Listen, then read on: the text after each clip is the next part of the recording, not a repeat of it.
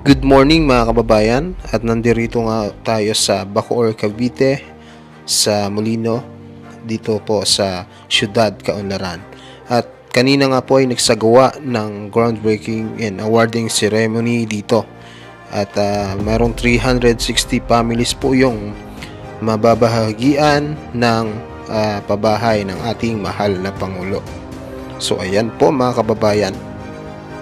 So nagpapasalamat po ako sa lahat ng municipal staff ng Bacoor, NHA at kay President Bongbong Marcos. Maraming salamat po. So talagang inalis kayo sa sir? Yes, sir. Delikadong sitwasyon. Opo. Sana continuous pa rin ang mga ganitong project ni Pangulong Marcos. Hindi lang dito sa Bacoor, kundi sa mga karating province or sa lahat na. Sana lahat ng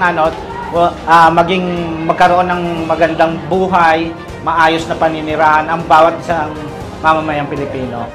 So, bale 360 families po ang magkakaroon ng pabahay po mga kababayan.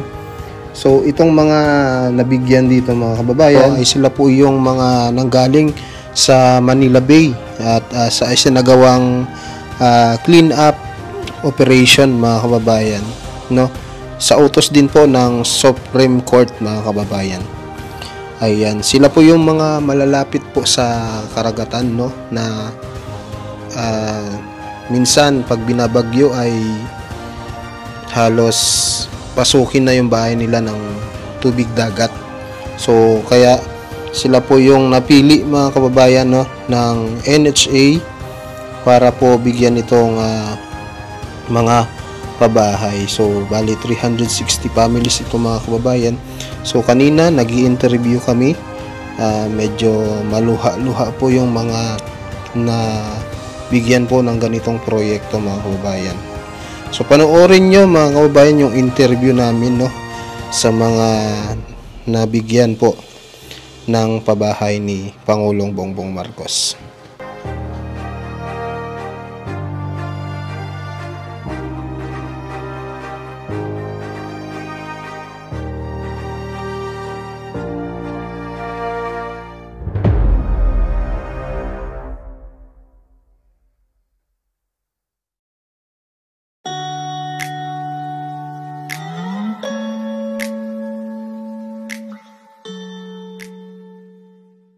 So mga kababayan, pasukin po natin itong binamahagi ni Presidente Bongbong Marcos, itong pabahay nga, no, dito sa may Bacoor, Cavite. Grabe, no? Ang lupit. Lin. Ganda pala, no? Yung sinabi mo building. Wow. Grabe mga kababayan, no? Talagang komportable ka dito mga kababayan. Ito na rin yung mismo CR.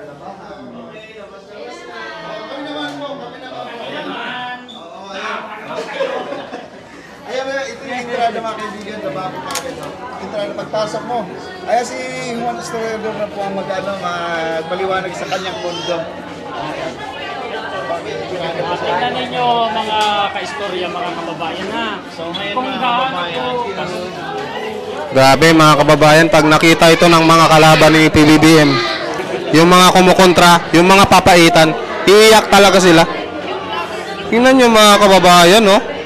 Pagpasok mo pa lang, kunwari ang bahay mo, 108 yung unit mo. Pagpasok mo pa lang, grabe, oh, ang aliwalas mga kababayan. Akalan pero mas priority yung senior pag Usually lahat ng nasa ground exclusive for PWD and senior citizen. Wow, okay. Yun po yung natin. Kaya 2 to 3 persons lang. 4 person, isang family. Bigyan ka namin mic, sir. nag-start ako. Saan dito? Yan. Dami, sir. Ano ba yung pag-check ng pulse rate? Parang ECG, Connect kasi yan sa mga... Okay po. Kasi Sino pa? Wala na, okay na. Sige. 1, 2, see? Rolling. Action! Hindi na, sir. Ay, ba't ako? Tanong kayo. Sir, ganito po. Ano po yung masasabi nyo sa pabahay program po ng gobyerno? Una sa lahat, good morning po sa inyong lahat. Natutuwa po kami in behalf of my wife tsaka sa anak ko. Unang-una nagpapasalamat po kami sa Bacoor City Government sa pangunguna ni Mayor Strike Revilla. And secondly sa NHA. And most importantly dito kay Pangulong BBM, maraming salamat sa isa kami sa mga 10 naging benepisyaryo ng pabahay niya. And natutuwa rin po kami na kahit papaano hindi na kami safe, kumbaga yung nilipatan namin mas safe doon sa compare doon sa previous na inuuwian namin. Saan pa kayo galing, sir? Galing po kami, sir, sa sa coastal area ng Bacoor. So ang po doon, in-advisean po kami ng city government na yun nga po magkakaroon ng bagong project through pabahay ng NHA, and at the same time isa po kami sa mga mapalad na nabigyan ng privilege sa pabahay. And natutuwa rin po ako na sa lahat ng mga nangyari sa buhay namin nung time na nandoon kami sa coastal. Kasi mahirap po talaga Andiyan, 'di ba nabanggit nga before ni Governor yung baha, prone sa high tide, papasok ang mga bata. Tanghalin tapat, matindi ang sikat ng araw pero baha, maraming basura. Pero sa ngayon, okay na yung nilipatan namin. Mas tatawagin natin siyang bahay talaga. Ika nga ni Mayor Strike Revilla, ang Bacoor at home. Yun yung keyword na at home ka dito. So nagpapasalamat po ako sa lahat ng municipal staff ng Bacoor, NHA at kay President Bongbong Marcos. Maraming salamat po. So talagang inalis kayo sa sir? Yes, sir. Delikadong sitwasyon. Opo. Sana continuous pa rin ang mga ganitong project ni Pangulong Marcos. Hindi lang dito sa Bacoor, kundi sa mga karating province or sa lahat na. Sana lahat ng magkaroon ng magandang buhay, maayos na paninirahan ang bawat isang mamamayang Pilipino. Yun po. Maraming salamat po. Thank you, sir. Sir, pangalan niyo po? Ako po si John Ros Jimenez, lihitimong taga Bacoor po. Sir, tanong nga namin yung process po. Mabilis po ba or matagal? Actually, mabilis po. Mabilis. Mga ilang hindi ko ma-calculate yung exact pero mabilis yung processing nila. Nag-apply, sir? Recently lang po. Last year? Somewhere in 2023 nag-start. So, sunod-sunod yung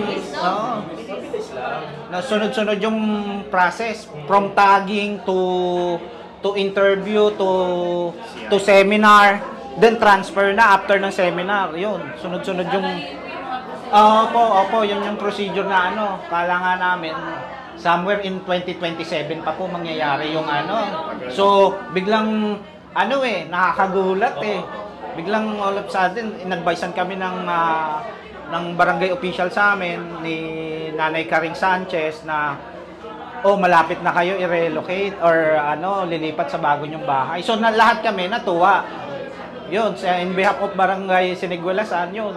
Medyo talagang nag-uumapaw yung kasiyahan po namin. Nagre-rental lang po ba kayo sarili niyo? Sa amin po talaga yun. Kaso wala siyang wala po siyang titulo, wala siyang rights. Kumbaga, hindi, yun yung tawag na informal settler.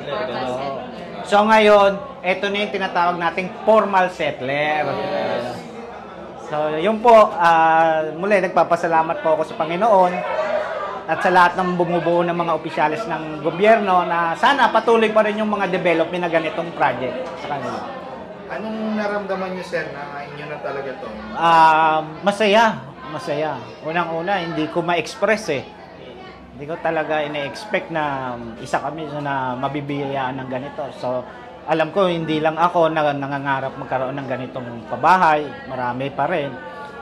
Siguro blessing na rin ng Panginoon na isa kami sa mga benepisyo nagkaroon na bigyan ng ganitong pribilehiyo. Yun po. Salamat. Sir, yung monthly magkano daw po? Yung monthly pala Regarding po sa i-discuss pa po ng NHA eh. Pero most likely napakababa po. Low cost. Low cost po. Mababa po ang ang monthly. And at the same time meron po may mga privileges pa yata na Pero after po yata ng program, i-discuss pa po sa amin regarding doon sa Maganda yung yung pwesto. yung facility, maliwalas, especially dito sa kabilang building po, maganda, mahangin. Presko, lagpasan ng hangin. May ventilation. Sir, ilan kayo sir titira dito sa bahay niyo? 4 po, yung misis ko, tsaka yung 2 anak ko, tsaka ako. Bali, isang pamilya lang. Medyo nga sir Mother, father niyo sir? Si mother po, deceased na. Tapos si father nasa Bisaya po. Bali, yung father-in-law ko yung kasama namin na senior citizen dito.